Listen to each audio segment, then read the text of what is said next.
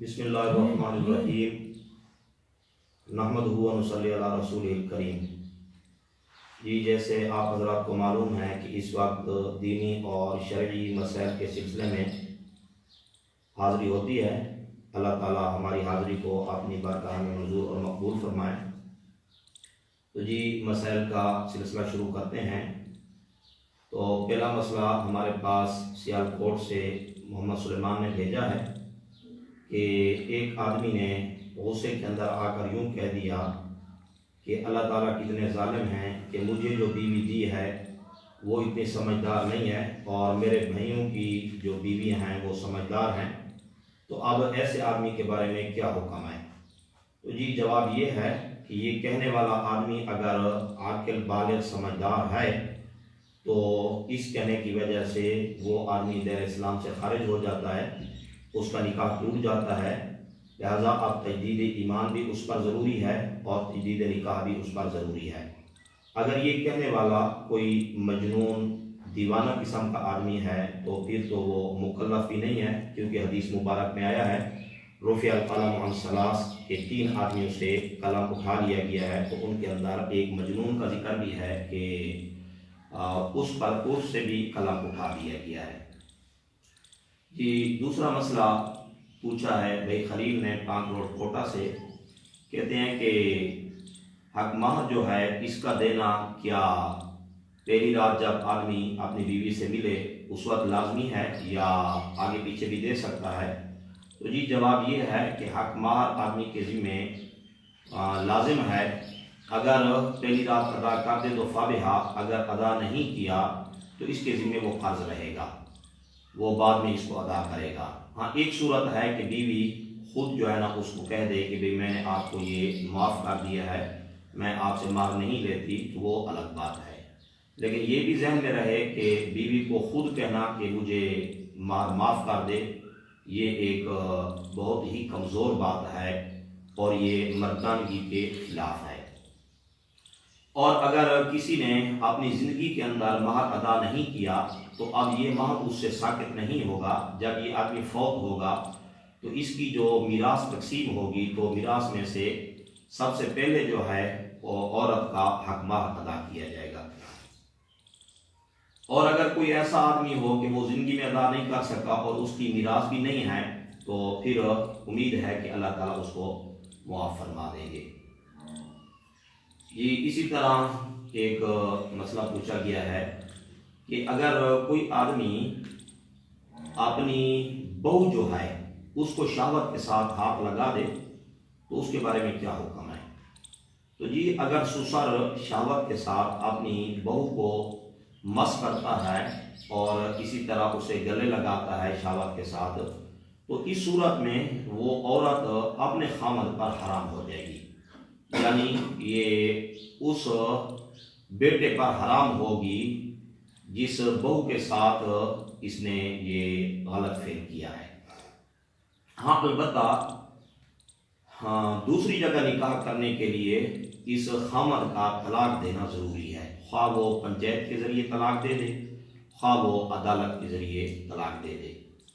और इसी तरह एक मसला ये भी जहन में रहे कि एक आदमी की पहले शादी थी और उससे उसकी औलाद थी। अब उसकी पहली बीवी फौत हो गई या मौजूद है, उसने दूसरी शादी कर ली। अब पहली बीवी का एक लड़का जो है वो दूसरी बीवी को शहवत के साथ मस करता है या उससे जिना करता है, तो इस सूरत के अंदर ये औरत अपने खामद पर हराम हो जाएगी। तो ये हलाल और हराम के मसाइल हैं, इनके अंदर बहुत ही एहतियात से काम लेना चाहिए। जी, एक मसला भाई खलील ने ये भी पूछा है कि अगर रोज़े की हालत में आदमी को एहतराम हो जाए तो रोज़ा टूट जाएगा? तो जी, जवाब ये है कि रोज़े की हालत में अगर एहतराम हो जाए तो इससे रोज़ा नहीं टूटता। बाकी गुस्ल करने का इसका जो तरीका है वो वही है जो आम हालात के अंदर गुस्ल का तरीका है। अलबत्ता इतना ख्याल रखा जाए कि आम हालात में जो कुल्ली और नाक में पानी डालने में मुबालगा किया जाता है, तो रोज़े की हालत में कुल्ली और नाक में पानी डालने की सूरत में मुबालगा नहीं किया जाएगा, बल्कि جیسے وضو کے اندر کلی اور ناک میں پانی ڈالا جاتا ہے تو اسی طرح کیا جائے گا۔ ہاں اگر اس کی اپنی کوئی حرکت ہو تو اس صورت میں اس کو انزال ہو گیا تو اس وقت اس کا روزہ ٹوٹ گیا ہے اور روزے کی قضا بھی لازمی ہے۔ اور اگر اس نے جان بوجھ کر جمع کر لیا تو پھر اس صورت کے اندر روزہ بھی ٹوٹ جائے گا، روزے کی قضا بھی ہوگی اور اس پر روزے کا کفارہ بھی آ جائے گا۔ وہ کفارہ جو ہے 2 ماہ لگاتار روزے رکھنا ہے یا جو ہے پھر 60 مسکین کو کھانا کھلانا ہے۔ تو اسی طرح ایک اور مسئلہ ہمارے پاس بھیجا ہے بھائی لیاقت صاحب نے ڈی خان سے۔ وہ پوچھتے ہیں کہ اگر آدمی نماز پڑھ رہا ہو اور نماز کے دوران سورہ فاتحہ پڑھی اور اگلی سورت نہیں پڑھ سکا، پہلی یا دوسری رکعت میں یا تیسری چوتھی رکعت میں، تو اب اس کے بارے میں کیا حکم ہے؟ تو جی جواب یہ ہے کہ اگر آپ فرض نماز پڑھ رہے ہیں تو فرض کا تو حکم یہ ہے کہ پہلی 2 رکعتوں کے اندر فاتحہ بھی پڑھی جاتی ہے اور فاتحہ کے ساتھ سورت بھی پڑھی جاتی ہے۔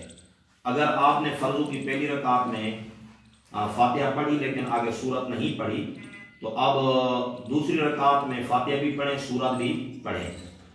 جب تیسری رکعت ہوگی تو تیسری رکعت میں آپ نے تو صرف فاتحہ پڑھنی تھی، لیکن چونکہ پہلی رکعت میں فاتحہ کے بعد سورت رہ گئی تھی، اب تیسری رکعت میں بھی فاتحہ کے ساتھ سورت ملا دیں۔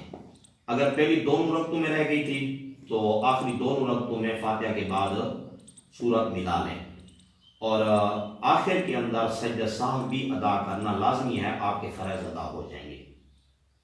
اور اگر آپ سنن اور نوافل پڑھ رہے ہیں یا وتر پڑھ رہے ہیں تو چونکہ سنن، نوافل اور وتر کی ہر رکعت کے اندر آدمی کے ذمہ لازمی ہے کہ فاتحہ بھی پڑھے اور فاتحہ کے ساتھ ساتھ جو ہے اگلی سورت بھی پڑھے۔ اب اگر کوئی ایک سورت رہ گئی ہے تو اس سورت کے اندر صرف سجدہ سہو لازم ہوگا، باقی اس کے ذمہ کوئی سورت وغیرہ پڑھنا نہیں ہے، کیونکہ ہر رکعت کے اندر پہلے سے سورت موجود ہے۔ جی ہمارے پاس ایک مسئلہ بھیجا ہے قاری شوکت نے ضلع بکھا سے۔ وہ پوچھتے ہیں کہ نماز کا طریقہ کار کیا ہے، نماز کا طریقہ کار بتا دیں۔ تو جی میں مختصراً بتا دیتا ہوں کہ جب آپ نے نیت کرنی ہے نماز کی تو آپ جب مصلی پر صف میں کھڑے ہو جائیں تو سب سے پہلے جو ہے نا اپنے ہاتھوں کو اس طرح کھڑا کریں کہ ان کا رخ جو ہے، انگلیوں کا رخ اور ہتھیلی جو ہے یہ قبلہ کی جانب اس کا رخ رہے، اور پھر اس کے بعد جو ہے آپ نے ہاتھوں کو باندھنا ہے اس طریقے سے، یہ بائیں ہتھیلی پر دائیں ہتھیلی کو رکھ دینا ہے اور 3 انگلیاں جو ہے کلائی پر رکھ کر یہ انگوٹھا اور یہ جو آخری انگل ہے ان کو اس طرح ملا کر ان کو پکڑیں اور پکڑ کر ان کو ناف کے نیچے رکھنا ہے۔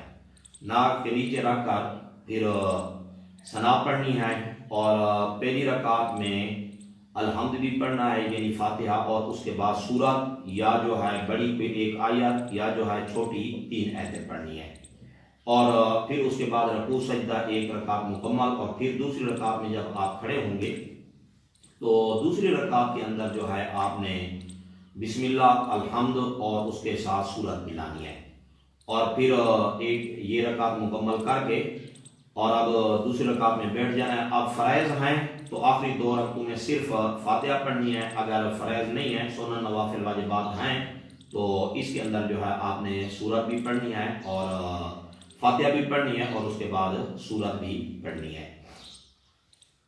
جی ایک مسئلہ پوچھا ہے ہمارے دوست ہیں حافظ عظمت اللہ صاحب نے ضلع خانیوال سے۔ وہ پوچھتے ہیں کہ فاتحہ اور اگلی سورت کے درمیان بسم اللہ پڑھنے کا کیا حکم ہے؟ تو جی جواب اس کا یہ ہے کہ فاتحہ اور اگلی سورت کے درمیان بسم اللہ پڑھنے کے متعلق یہی لکھا ہے کہ یہ مستحب ہے، اگر آدمی پڑھ لے تو ٹھیک ہے، اگر کوئی نہیں پڑھے گا تو نماز پر کوئی فرق نہیں پڑتا، نماز ہو جائے گی۔ اور اسی طرح ایک مسئلہ ہمارے ڈیرہ غازی خان سے حافظ عرفان صاحب نے یہ پوچھا ہے۔ وہ کہتے ہیں کہ 2 آدمی نے آپس میں سودا کیا موبائل کا، اور درمیان کے اندر کچھ مدت طے پائی کہ 1.5 ماہ کے بعد آپ نے اگر نقد پیسے دینے ہیں تو 8,000 کی، اور اگر ادھار ہوگا تو یہ 10,000 کی ہے۔ اب درمیان کے اندر 2 ماہ کا جو ہے وقت تھا، اس وقت کے اندر وہ پیسے نہیں دے سکا، اب وہ کہتا ہے کہ بھئی آپ پوچھنا یہ ہے کہ یہ آپس میں اقالہ کر سکتے ہیں، یہ ربا کو ختم کر سکتے ہیں یا نہیں کر سکتے؟ تو جی جواب یہ ہے کہ یہ اقالہ کر سکتے ہیں، اس میں کوئی ممانعت نہیں ہے۔ تو بہرحال ان کا اقالہ کرنا درست ہے، اور انہوں نے یہ پوچھا ہے کہ اگر وہ واپس کرنا چاہے، کہے کہ بھی میں جتنی استعمال کی ہے اتنے کہ میں آپ کو پیسے دیتا ہوں اور باقی جو ہے میں یہ آپ کو موبائل واپس کرتا ہوں، تو یہ جائز ہے یہ نہیں ہے؟ تو جی جواب اس کا یہ ہے کہ یہ جائز نہیں ہے۔ کیوں؟ اس لیے کہ آپ جو قیمت دیں گے 1.5-2 ماہ کی، اور یہ قیمت جو ہے کیسے ادا کریں گے؟ آپ کو کیا پتہ کہ اس نے کتنے منافع حاصل کیے ہیں؟ اس لیے یہ شرعاً جائز نہیں ہوگا۔ اللہ تعالیٰ عمل کرنے کی توفیق عطا فرمائے۔ السلام علیکم ورحمۃ اللہ وبرکاتہ۔